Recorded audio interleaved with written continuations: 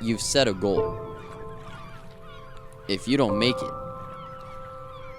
it's like breaking a promise.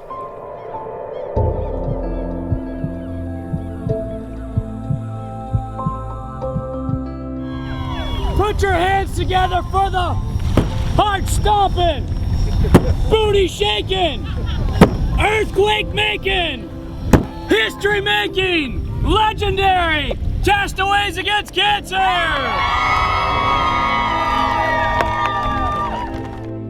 Getting to this point is anything but easy. But what can you expect when preparing to kayak 160 nautical miles, all to find a cure for cancer? Well, my original intention to start the Castaways was I joined the American Cancer Society after cancer had taken about 3 of my family members. And they had this thing called a Relay for Life. And after doing that once or twice, we thought to ourselves, this isn't tough enough. We were young. We said, we want to do something a little bit more extreme. One of his concepts was that it was difficult, it was painful, it was challenging, very much like radiation or chemotherapy would be on a cancer patient. So you have to pretty much be prepared to paddle hard and get mentally tough. I'm always anxious the first couple hours. It'll pass. Top of the morning to you. Another paddle here. Let me show you something by me. Another paddle here. Looks like the weather's going to hold on. I think the weather gods are going to be okay today, so. Looks like we're going to take off really nice. Just try to make sure I didn't forget anything. I'm not very superstitious or ritual based. I just kind of do my thing and just kind of roll with it. Leading this eclectic crew is team captain Patrick Limfors. That's 160 miles over 7 days in an effort to help find a cure and to honor those who have fought the fight. Knowing our experience is nowhere near the gauntlet endured by cancer fighters, we strive to honor them through this journey, which is repetitive, challenging, and painful. Getting through takes determination, patience, mental strength, and most importantly, a support team full of encouragement, love, and faith. Good luck, Castaways. This 17th annual Odyssey is called the Proof of Life Tour.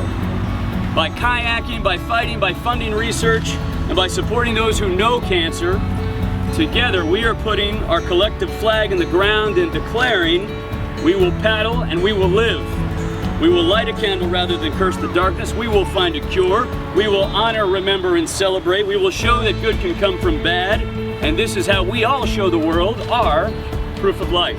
When I got asked to join the team in late 1999-2000, I was 24 years old. I was a young news reporter in Miami, and I was looking for the next great adventure in my life, and this sounded like it. A Miami to Key West trip in a kayak, this is what I wanted to do. This was fun. I recognized the cause. I saw that it was important, but I was looking for the next big adventure. Now, 17 years ago when the Castaways began, we didn't know where it was going to go. Some of us thought it'd be a year, maybe 2 years. It was just still brand new and fun. I had no idea that it would be this big and last this long.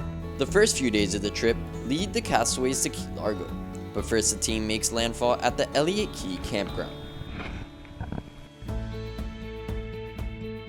Oh, here it comes. Do we have to talk about Elliott Key? Okay, I'll talk about Elliott Key. Elliott Key is the bane of my existence. It's the place where raccoons and rats can arm wrestle. It's an awful place. The mosquito population is about 100,000 per square foot. I'm exaggerating, but sometimes I'm not exaggerating. And all night long you lay in a hot tent without a breeze. You're perspiring, you're sunburnt, and you can hear the buzz of those mosquitoes just waiting for you to make a mistake and open that tent up. So Elliott Key after the first night, it's not a good experience. No one camps there during the summer, but we do. But here's the deal. We're honoring those who have fought the fight. So how I feel about it is we need to camp on night one. I don't care if they build a hotel out there, we probably still need to camp at Elliott Key so that we can feel a little pain, a little suffering to make the rest of the trip so much sweeter. The whole trip is about highs and lows, because there are moments on the trip where you can't believe you're still paddling. It's so hot, you've been going for 3 hours, you need a break, you need a place to stay, and then there are highs, but you got to go through the valley to get to the mountaintop. And so Elliott Key is one of those valleys that we have to go through to get to the mountaintop. After a harsh first night comes a brutal second day as the Castaways embark on their notorious Day 2 journey. Day 2 is the day that my body says, oh, you're doing this again. But you have to do a total disconnect. If you look at the clock, you're not going to make it. It's the same motion over and over and over again, from sun up to sundown. If I did this trip alone, I probably wouldn't finish, because you always want to put your paddle down, but the idea is, I don't know, you're looking ahead and the guy ahead of you hasn't put his paddle down since you started, so you can't put your paddle down. Everyone out there has their own motivations, their own reason to do it, whether it's an adventure, whether it's for somebody, whether it's to raise money or honor. And my motivation is OB and the guys out there and the people I paddle for every year. And I paddle for Sebastian Ortiz, my student cross-country runner. He had just gotten out of surgery that same day, or the day before. He had just left that hospital that same day. I don't think you find too many opportunities in life to really be by yourself for such long periods of time, and I think it's very refreshing in a way. You have, conversations with God. You have conversations with yourself. You make plans. You make goals, and sometimes you just quiet your mind.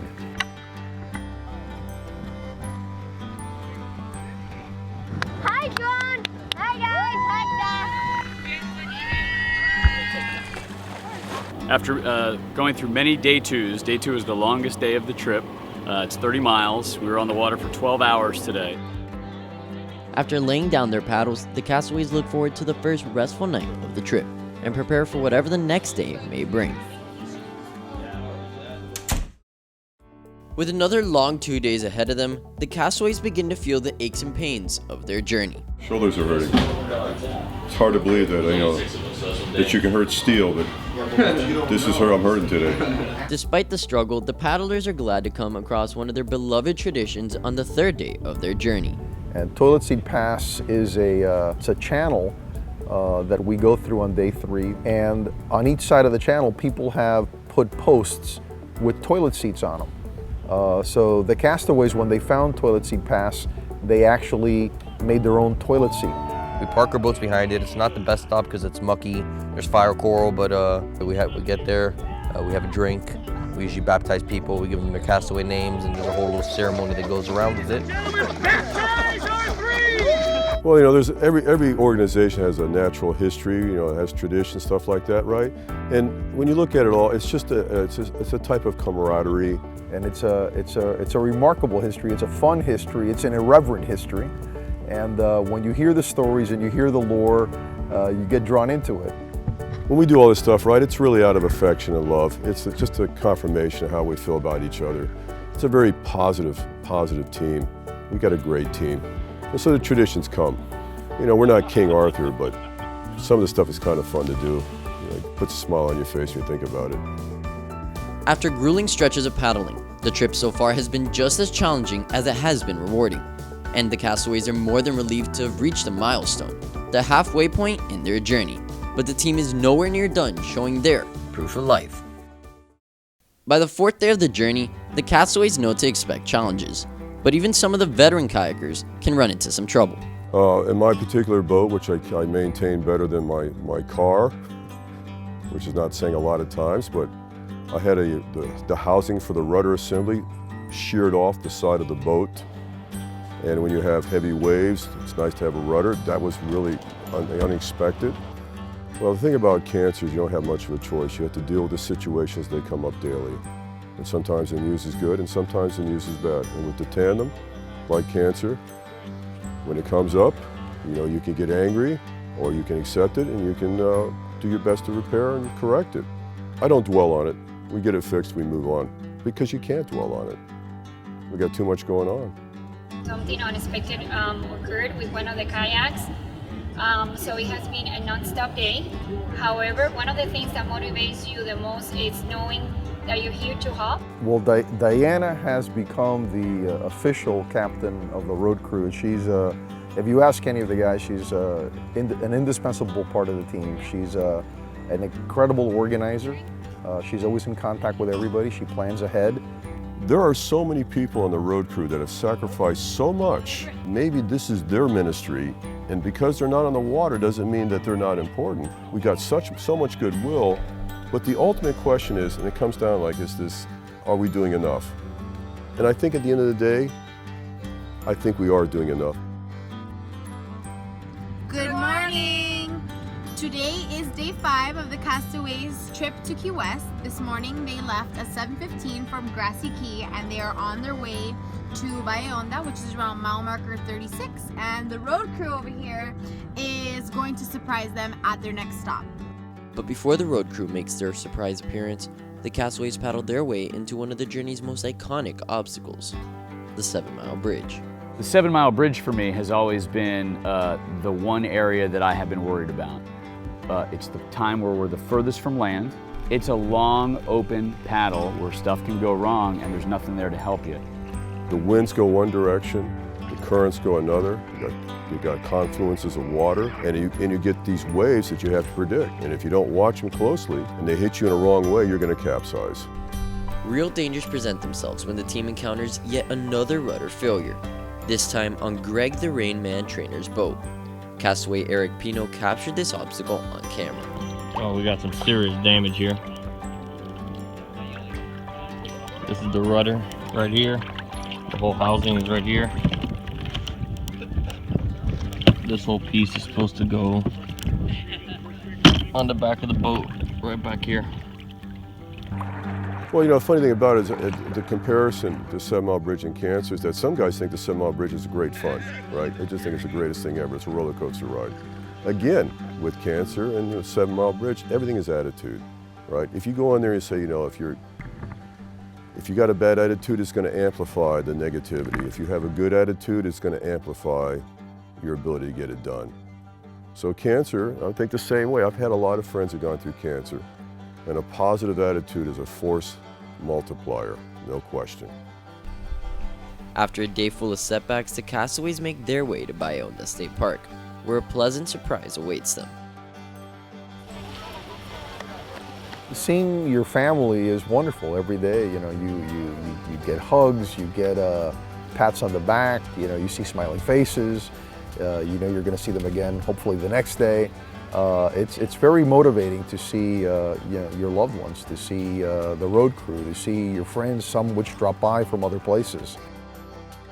With 36 miles remaining in their journey, the Castaways await the last full day on the water before their final landing. You can start tasting victory, you know, you're almost there. The worst is over, and then you can see the finish line, and then you're afraid you're going to stumble. That's very frustrating. When we left the beach at Bahia Honda, I was concerned. It was the most concerned I was during this particular trip because the wind was coming out of the wrong direction and it was blowing hard. Waves were slapping the beach and I was a little concerned. And when we got in the water, it was bumpy. The wind was in our face. The tide was coming out in very, very quickly. And actually when we made a turn, we were in incredibly shallow water. So a decision was made that instead of going the long way through the channel, we were going to take a shortcut which had never been done before through the mangroves. So we started to use our paddles like a gondolier to push ourselves through, and we couldn't do it. So I made the decision to get out of the boat in order to lighten it. You know, I weigh 215 pounds, so get off the boat, all of a sudden you're more buoyant. And you see the storms developing over the horizon, and you're going, oh my gosh, do we throw the dice and go? Or do we stay and then get in darkness? So it's, you know, sometimes you got to make a decision, you got to make it quickly, because here's the problem. You got to get in, right? You can't be out there all night. So we waited out the storm. We weren't sure if we should go or not, and we've been looking at the radar, and we seem to have a little pocket that we feel confident that we could fit through. Our only concern is really lightning. And then we had to paddle. It took us 3 hours to get across the next stretch in the wind, in between these two storms, and that made for a very long day. We were on the water, it turned out, for 12 hours on day 6, and that's a long day on the water. We didn't make it to the destination until almost 8 o'clock in the evening, which is late for us. And they're here, finally, 8 o'clock at night, the longest day ever. We're ready to go and having a yummy meal. Well, I would say on day 6, there's not excitement for me. It's more, it's not sad, it's just like, all right, the trip's ending, and you start thinking, what have you done, what have you missed, and how far have you come, and how much money you raised, and what did you bring to the table for the trip. So it's kind of culminating feeling on day 6. It's just really become much bigger than it ever was, and it's not just 7 or 8 or 12 guys paddling. It's really now almost like a community paddling, and so many people are supporting us that are not here, that are employees and staff members and schoolmates. That it's become much bigger than any one of us ever thought it would be. The very first trip in the summer of 2000, when we landed in Key West, the photograph of us landing is me taking a picture of 3 other guys because no one was there. And now to have 50, 75, 100 people at a landing, it's absolutely humbling and a tremendous experience. And it makes you feel like, wow, we really are doing something that's making an impact. Heavenly Father, on this last day of our Proof of Life tour, we ask that you keep us focused on our mission of helping to find a cure and to honoring those who have fought the fight. Castaways on 3. 1, 2, 3. Castaways!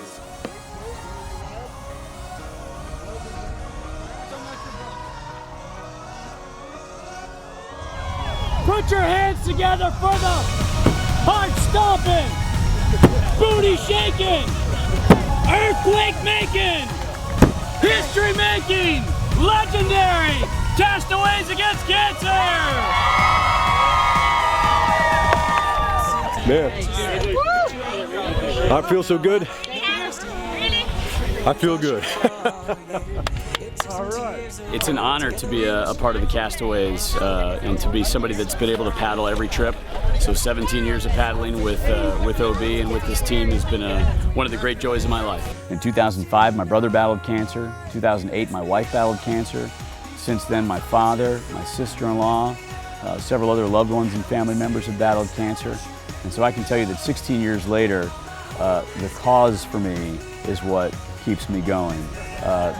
I want to fight cancer in a very big way because I see what it can do. I see the battles that my loved ones have had to go through, and I recognize that the impact the Castaways are making is strong and powerful, and I want to be a part of that. I think this year I sat in my kayak for another minute because you get there and you're kind of like, there's finality in the moment. There's that you hear as your boat pulls in, and that's the end. That's always a good feeling. Tonight we will have our closing ceremony and really laser in on why we do this. We'll be laying flowers at the water at sunset, and we will have with us the names of the people we paddle for. Life is short. Do good things. That's all I got to say. So tonight when we lay those flowers, not only will we be honoring the people that supported us this year and their loved ones, but the people going back 16 years. All those names will be with us tonight. The pain is over. No, it's literally, you know it's over. The 7 days really are tough. I think a lot of people see this as an adventure. So in a way, you're glad that you've achieved it, but you're also glad that for the moment, it's over. But we'll be back in 365 days. I cannot describe the trip in one word, but I can describe it in one phrase. And that phrase is, it's the worst trip you'll ever love. And this is a great, great, great chapter of my life.